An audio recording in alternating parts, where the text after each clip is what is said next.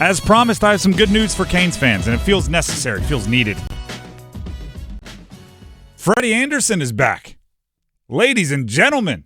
Was not expecting that this morning. Neither was I. Freddy Anderson, goalie for the Canes, started missing games months ago now. We learned that he had surgery on his knee November 22nd, and we were given 8 to 12 weeks as kind of the estimated return. Exactly 8 weeks later from the surgery. So they gave us the conservative estimate, I guess, or he just smashed the rehab process. Last game he played was October 26th against Seattle. That's a long time ago. He is off IR. He is available. I do not think he'll be playing tonight, and that's probably fair, right? Let him get his feet wet, warm up, all that sort of thing, and then at some point they have a back-to-back coming up in a couple days. I assume he'll take one of those. That's good news. That's good news. That's good news. That's good news. Dennis, I know you were over at the facility today. I have to imagine, especially following that Buffalo game, that something like this, a player who's been a member of your core for a little bit now, positive vibes, like slightly more up than maybe we're expecting after a loss like Buffalo. Yeah, I think honestly, to me, it felt like business is normal. Okay. For the team, I think obviously the Buffalo game was a couple days ago, so I think Sure. there's an impact regarding that. But you could tell in the locker room his excitement. You could tell the guys on the team were excited to see him.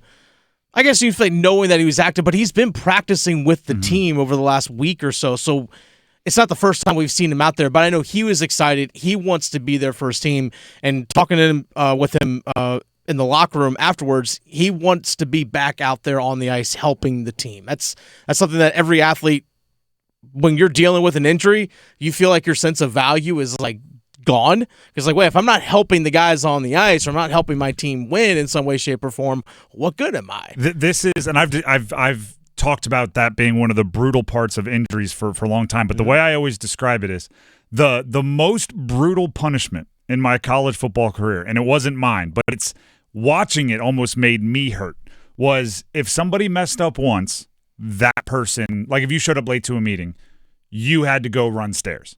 If you messed up twice, you had to watch your position group run stairs, and you didn't do anything. You would, the worst coaches would make you stand at the top of the stadium and high five guys after they run the stairs. So like if we're all linebacker shows up late to meeting, linebacker Joe goes and runs stairs. He shows up late to another meeting, the rest of the linebackers run and Joe doesn't. So we're running for him. It's not the exact same, but when your team is struggling and you're an injured player and can't help, sometimes it feels like that because you're like, if I was out there, I could help. If I was out there, they wouldn't be struggling, which kind of makes it feel like they're struggling because of me, even if it's something completely out of your hands, like I hurt my knee and had to have like a minor surgery. So I'm sure the happiest guy of the bunch was Freddie, even if he's just watching from the bench in big pads tonight. It's still an opportunity for him to be like a part of the squad. Let's hear from Freddie himself. There's some audio from since the news broke from Freddie on if he thought he'd be back ahead of schedule. It's tough to really know, right? Like, never been through this exact thing in the surgery before, but good indication right away that the surgeon liked what was going on, and then just try to push it as quick as I could, and without any real setbacks. Obviously, it's not going to be linear, but it's really happy with the process, everyone with the team and the guys in the training room, and been overall really happy with how the process has been going. 8 weeks on an 8 to 12 week estimation. That's fantastic for the player. I will say, I really hope that this, and I said this earlier, like in the middle of him being out, I said Freddie is the kind of guy where if you can get him to 100% with 2 more weeks, you take 2 more weeks rather than trying to run him back with 87% of health or whatever it is, because of his history, he's missing games. But if he's 100%, Canes need him, right? Canes need something different.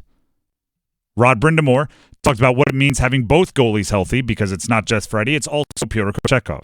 I think it's more just, the comfort for each other. I think knowing I got the other guy there, I don't have to carry the whole load. I think that that's a lot of pressure on goalies. People don't really understand that, and they get criticized when we don't win, and they get probably overdone when we do. But that position is so vital, as we've seen here in the last little while for me. I mean, you let in a bad goal, that's the difference in a hockey game. So I think having that stability, knowing that I don't have to be the guy, I think hopefully will help.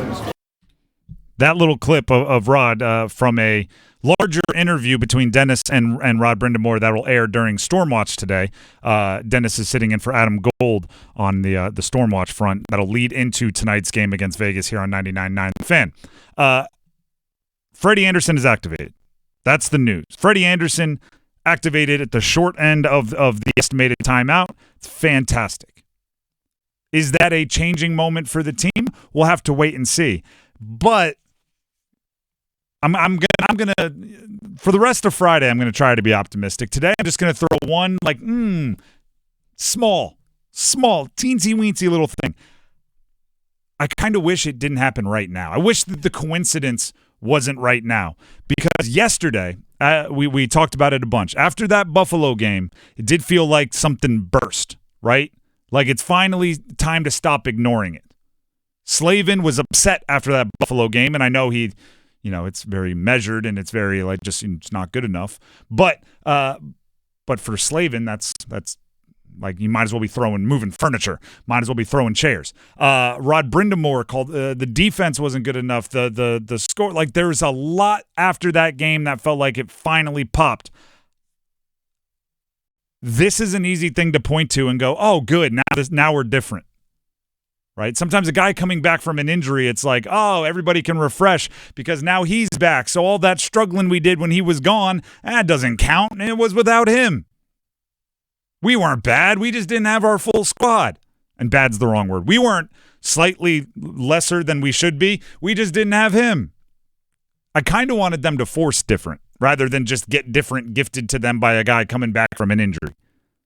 I kind of wanted to see what they would do when it felt like, they were finally ready to go, I'm going to fix this. Because now, last year kind of showed it. Pyotr Kochetkov was really, really good in a one game on, one game off rotation. This year, when Freddie was out, it became more of the Pyotr show, and he left a little to be desired, right? And we know that Freddie, when healthy, is a solid goalie, and if you can put him in a kind of a rotation or not have to be leaned upon, that's good for him. So the goalie situation now to me becomes, that'll fix it. I wanted to see what the solutions would be when they didn't have kind of that obvious, that'll fix it.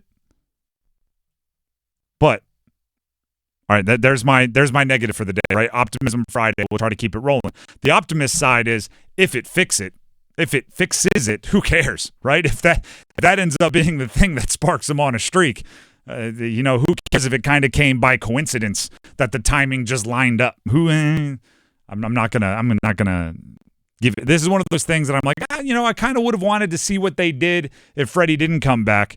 But also, I'm not giving it back. I'm not saying, let's keep him out a week. Like, if he's available, he's available. I don't know. The guys on the ice still can't make terrible passes and be soft with the puck. I mean, that's on them. That's got to change no matter what. It does.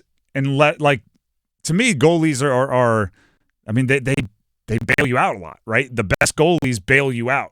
And if you make the mistakes you've made, but Pyotr and Freddie are playing better than the goalies have been playing, it might not sting as much. That's kind of why I'm saying what I'm saying. Like that Buffalo loss stung. And usually those are the ones that lead to something different.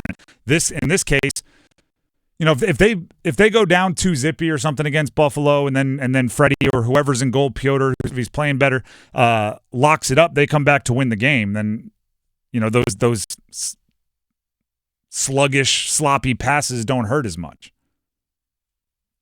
Right? I'm former quarterback. I can tell you every single interception that happened in a loss. I guarantee you there are some in a win that I've completely skimmed over because it's like, no harm, no foul. I threw an interception, defense forces a 3 and out. It didn't even happen. What are we talking about?